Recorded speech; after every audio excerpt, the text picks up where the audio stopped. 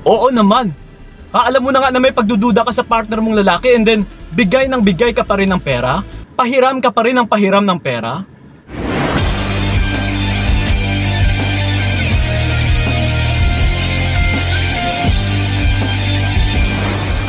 Yon, what's up? Ayan, kumusta mga utol? And then welcome sa video na ito. So once again, this is pa yung kaibigan ni Kiko. So syempre usapang pag-ibig na naman. Dahil ito, dagdagan ko pa ang inyong mga kaalaman. Kasi ito, ang magiging topic natin sa video na ito is huwag gawin sa lalaki kapag nagdududa ka sa kanya. Yon. So ito mga utol i-feed ko na sa inyo kung ano yung mga huwag ninyong gawin sa lalaki kapag may pagdududa kayo. Or may pagdududa kayo sa mga partner ninyo.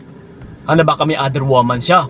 Kasi minsan is maling mentalidad talaga ng mga kababaihan na kapag may other woman na yung mga partner nila is napapanik, parang natitreatened ka, na parang ikaw pa yung takot.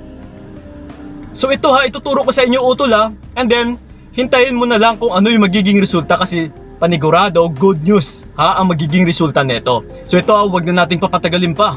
Unang-una huwag mag good night. Yes. Ito mga utol, kapag may pagdududa na kayo sa partner ninyo, or let's say na para may something siyang tinatago, is huwag na huwag ka nang mag good night sa kanya. Subukan mo. Huwag na huwag kang mag-initiate sa kanya. Kung hindi man siya mag-message, hayaan mo, matulog ka ng mahimbing. Or let's say nag-message man siya sa'yo ng good night pero medyo late na sa gabi, so hayaan mo na lang and then huwag mo nang replyan. Kinabukasan mo na lang replyan. Hayaan mo yung lalaki utol kung mag-message man sa'yo or hindi. Basta ikaw is diretso mo pa rin yung buhay mo. Matulog ka ng maayos, kumain ka ng marami, yes, mag-focus ka sa trabaho mo. Okay? So yun and then ito, yung pangalawa natin is huwag mag-good morning. Yes, isa rin ito kagaya na rin sa pag-good night natin. Na huwag talagang mag-good morning or mag-good night. Which is, yung pinaka main goal lang natin dito is huwag na huwag kang mag-initiate sa lalaki. Lalong-lalo na kapag may ibang babae na siya. 'Di ba? May ibang babae na siya, mag-good morning ka pa? Good pa ba 'yun? Saan yung good sa morning? And then saan din yung good sa night, utol? Wag na kasi ito kahit alam mo na may ibang babae siya, is parang nagpapatay mali siya ka, na parang binabaliwala mo lang. Once na nag-good night ka or nag-good morning ka pa or nag-e-initiate ka pa sa kanya, once na may pagdududa ka utol kailangan is mag-step backward ka muna. Okay? So yun and then ito, yung pangatlo natin is huwag mag-I love you. Yes, isa pa ito no, which is kapag may other woman na yung mga partner nilang lalaki or may yung mga partner ninyong lalaki is parang mas lalo kayong natitreatened, na parang natatakot kayo. And then yung ginagawa ng iba is paulanan mo ng I love you, 'di ba? Uy, I love you, mahal na mahal kita. Yes, na parang ikaw pa yung tipong magmamakaawa. Huwag ganun utol kasi yun nga let's say na may other woman nga siya, and then mag-I love you ka pa ba? Minamahal mo pa yung taong hindi ka naman mahal kasi yun nga, hindi naman ito magagawa ng lalaki kung totoong minamahal ka or kung may pagmamahal pa siya sa'yo. Kapag may other woman, isa lang ibig sabihin yan, baka nag-fade na yung pagmamahal niya or hindi ka na niya nagugustuhan. Ganun lang naman yun utol. So ngayon bakit ka pa mag-I love you? Para ma-win back mo siya? No, hindi yan makakatulong utol. The more lang itong mas lalong lalayo sa'yo. Kasi parang pinaramdam mo sa kanya na sobrang takot mo na mawala siya. Kaya ka nag-I love you, kaya mo pinapaulanan ng mga I love yous. Sobrang mahal kita babe, wag mo kong iiwan, yung mga ganito ganyan Or kahit sabihin mo lang na, babe, nandito lang ako palagi, sobrang mahal kita. Wag na ganun utol. Ang mas mainam mong gawin is, keep quiet ka na lang. Wag mo nang iparamdam sa kanya na sobrang mahal mo siya. Kasi dito mas lalong nawawala ng takot yung lalaki kapag nararamdaman namin na sobrang mahal mo yung isang lalaki. Na kahit wala na siyang ibang gagawin is nandyan ka pa rin. Validations utol. Yun dapat ang ibitin mo sa isang lalaki para siya yung maghahalongkat ng mga validations na ito. Okay? So yun and then ito, yung pang-apat natin is huwag mag-I miss you. Yes, isa rin ito lalong-lalo na sa mga long distance relationship. Once kasi na may pagdududa utol, ito yung mga sinyales Or nagpapahiwatig na may something wrong sa partner mo or sa relationship ninyo. So ngayon ha, ang mas mainam mong gawin is mag-pull back ka nga muna. So sa pag-pull back mo, magsabi ka pa ba ng I miss you? Wag na. Magsasabi ka pa ba ng I love you? Wag na rin utol. Kasi yun nga ha, may ibang babae or malay natin may ibang babae na siya and then mag-I miss you ka pa. Naku ha, kawawa ka naman. Okay? So yun ha, and then ito pa, yung panglima natin is huwag magpatalik. Yes, of course. Ha, kung may pagdududa ka sa partner mong lalaki utol, bakit ka magpapatalik pa?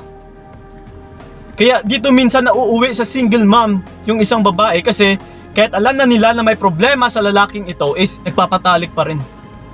Nang wala pang kasiguraduhan. Lalong lalo na kahit alam na nga nila na may asawa pa yung lalaki, is ipinagpatuloy pa rin. And then, once na meron ng naibunga, na anak is dito na iiyak-iyak kasi iniwanan ng lalaki, wala lang suporta yung lalaki. So ganun.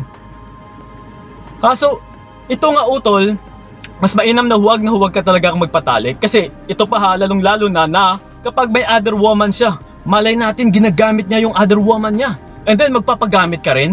Ew. Ha? Diba? So respetuhin mo naman yung sarili mo. Kapag meron kang nalaman or kapag may pagdududa ka sa kanya na baka may other woman siya, step back ka muna.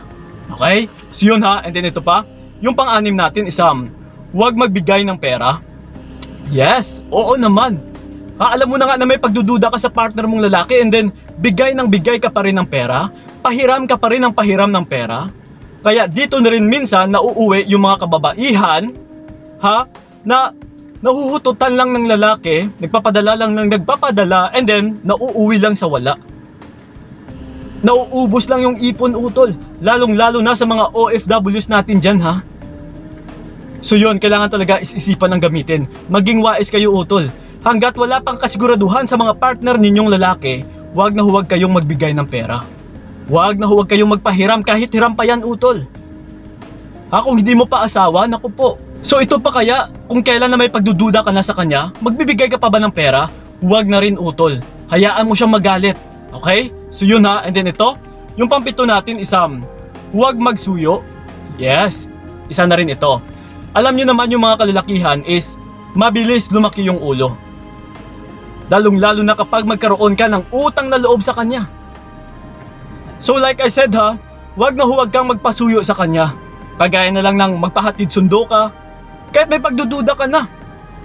Malay natin, kakahatid niya lang sa other woman niya and then susunduin ka niya. Oh no! Oh, diba? Okay lang ba yun sa'yo? Kung may pagdududa ka utol, mas mainam na umuwi ka ng kusa or mag-isa sa inyo. Huwag mo na rin sabihin sa kanya kung bakit umuwi ka na mag-isa. Hayaan mo siya mag-isip na mag-isip kasi unang papasok sa kanyang isipan is, uy, parang may sumundo sa kanya. Yes.